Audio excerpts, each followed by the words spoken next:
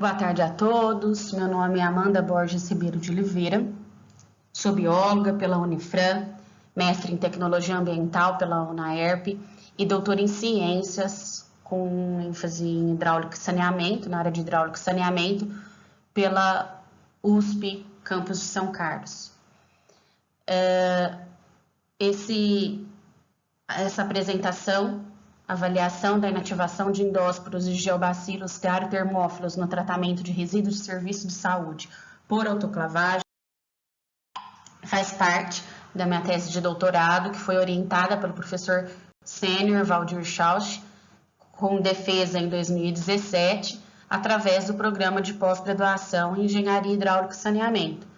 Contudo, seguem agradecimentos especiais ao SHS, CAPES e CNPq pela orientação, auxílio e bolsa de estudo concedida. Introduzindo a pesquisa, os resíduos de serviço de saúde, RSS, são definidos e regulamentados pela Anvisa e, por apresentarem indicador de periculosidade, eles devem ser tratados antes de disposto em aterro sanitário, antes da disposição em aterro sanitário. Esses resíduos, mesmo assim, eles podem apresentar algum indicador de periculosidade se não for corretamente manuseado ou se o tratamento não for eficaz. A periculosidade, quanto às características dos resíduos, a periculosidade tem normas regulamentadoras, como a NBR da ABNT 10.004/2004 e, por fim, a Política Nacional de Resíduos Sólidos, Lei 12.305 de 2010. Esse sistema de tratamento, ele tem que alterar essas características físico-químicas e biológicas dos resíduos, descaracterizando-os, com o objetivo de preservar o meio ambiente e também manter a segurança do trabalhador. A autoclave, um dos equipamentos talvez o mais utilizado no Brasil, quando considerada a capacidade de resíduo tratado. Esse tratamento de desinfecção, também regulamentado pela 222 de 2018 da Anvisa, ele deve ser feito pelos grupos A e E, sendo que dentro do grupo A, somente os subgrupos A1 e A2 são tratados.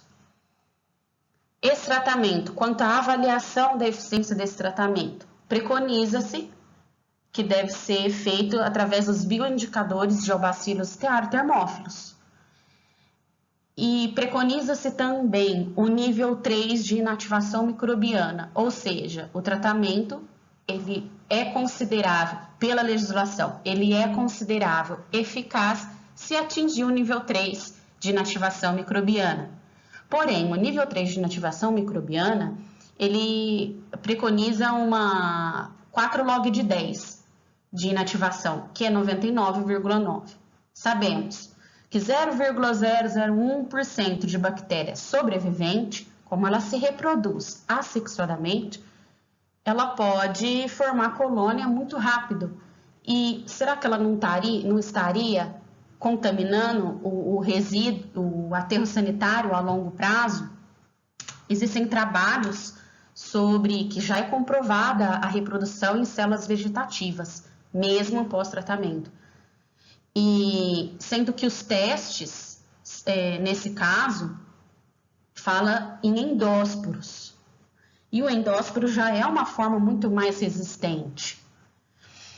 E por tudo isso, por ter estudos que já comprovaram a ineficiência em determinadas condições de exposição, notou-se a ausência de dados na literatura que dessem, um posicionamento quanto ao tempo de exposição, temperatura, pressão e fração ocupada ideais para a inativação microbiana. E também a ausência de dados sobre a reprodução dos micro-organismos após tratamento. Com tudo isso, são objetivos do trabalho. O principal, avaliar esse tratamento extra-estabelecimento, qual as condições ideais de pressão, temperatura, tempo de contato e fração volumétrica da câmara ocupada da câmara de autoclavagem, e também avaliar a reprodução dos micro-organismos nos RSS tratados frente a essas condições operacionais ideais encontradas. Na metodologia da pesquisa, a proposta metodológica foi baseada na tese de doutorado de Oliveira 2017 e que de início, né, a primeira etapa do processo foi a caracterização dos resíduos e preparação do material para os ensaios. É possível observar aqui como foi sintetizada essas amostras. Essa amostra de resíduo, baseado em outros estudos, foi sintetizada de forma a garantir a segurança e esterilidade para que os ensaios trouxessem resultados seguros. Então, o resíduo foi sintetizado após estudos sobre composição gravimétrica e granulométrica dos RSS. Foi feito o quarteamento e, assim, todo esse resíduo, essa massa de resíduo foi autoclavada, esterilizada, foi calculado a densidade específica aparente para então chegar qual seria a de resíduos a ser utilizada na pesquisa para uma padronização. Nessa figura é possível ver os 5 termopares que foram instalados dentro do autoclave para avaliação também da influência da fração volumétrica. Aqui, 1 termopar, 2, 3, 4, 5. A intenção era avaliar se a temperatura era diferente em pontos específicos do resíduo ou se ela mantinha a mesma. A autoclave, aqui, era dentro dela os termopares, como já foi visto, tudo isso ligado aqui no indicador de temperatura que transferia os dados em tempo real para o computador.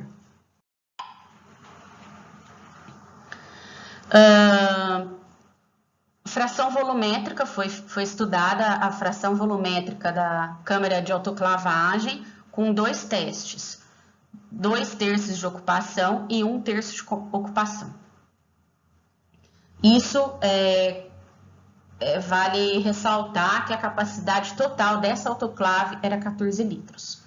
Em seguida, a cepa desses micro-organismos tinha concentração de 10/8, ela foi diluída para ser utilizada 10/6 endósporos num volume de 1 ml de solução salina. Esse era inoculado, esse 1 ml era inoculado no resíduo, em seguida era feita a lavagem para a recuperação dos endósporos. Então, durante os testes de autoclavagem e recuperação dos endósporos, eram 2 amostras que eram obtidas, uma controle e uma autoclavada. A controle é aquela que não era submetida ao tratamento. Era inoculada essa concentração de micro-organismos e recuperada logo em seguida, e ela seria o meu N0, o meu ponto de partida.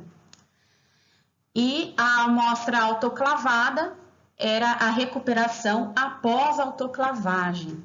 O número, né, de recuperados após a autoclavagem era o N. Foram feitos 18 ensaios nessas condições.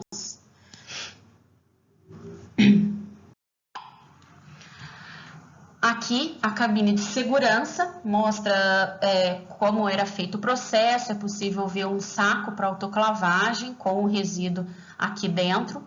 Então, inoculava 1 ml aqui dentro, fazia um furo no saco, coletava todo o líquido aqui, após a lavagem com solução salina, fazia a coleta. Esse líquido nesse frasco era despejado aqui no sistema de filtração a vácuo para a retenção dos micro-organismos na membrana. Os testes, que era o último ponto, né, de objetivo específico, os testes com reprodução dos micro-organismos após tratamento. Foram feitos 3 testes em triplicatas na condição ótima encontrada. Encontrou a condição ideal para a esterilização, foi verificado esses 3 testes em triplicatas, nas condições de temperatura ambiente, a 24 horas de exposição, 48 horas e 5 dias. Resultados. Estudo da influência de fração volumétrica ocupada na câmara de autoclavagem. Estudou com 1/3 e 2/3 a 134 graus Celsius por 10 minutos. As variações foram insignificantes, 3 graus Celsius, de um termômetro para o outro. A comprovação dessa insignificância é que mesmo com o equipamento vazio, foram feitos testes com o equipamento vazio, apresentou essa mesma variação, ou seja, o quanto de resíduo tem dentro da câmara não vai influenciar na minha condição de tratamento, porque a temperatura se manteve constante, mesmo nas superfícies, tanto quanto no interior do resíduo, da massa de resíduos. Foi encontrada o 100% de inativação microbiana no tempo de 30 minutos a 134 graus Celsius e pressão absoluta de 2,3 kg/força por centímetro quadrado.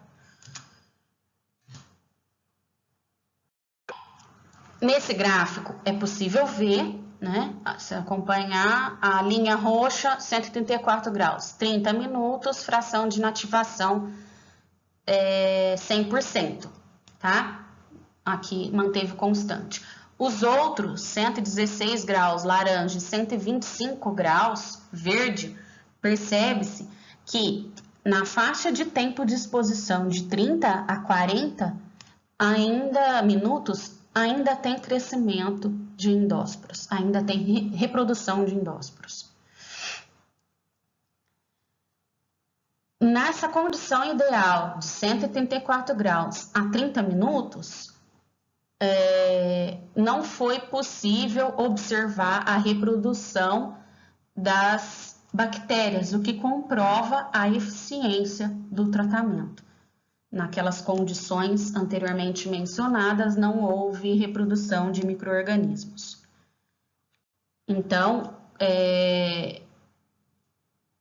complementou o que Hussain et al. 2012 já tinha pressuposto em seu trabalho.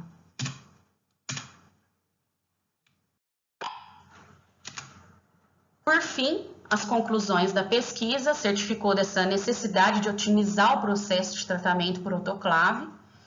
Foi encontrada a temperatura ideal, 134 graus Celsius, pressão de 2,3 a 30 minutos de inativação e atingiu 100%.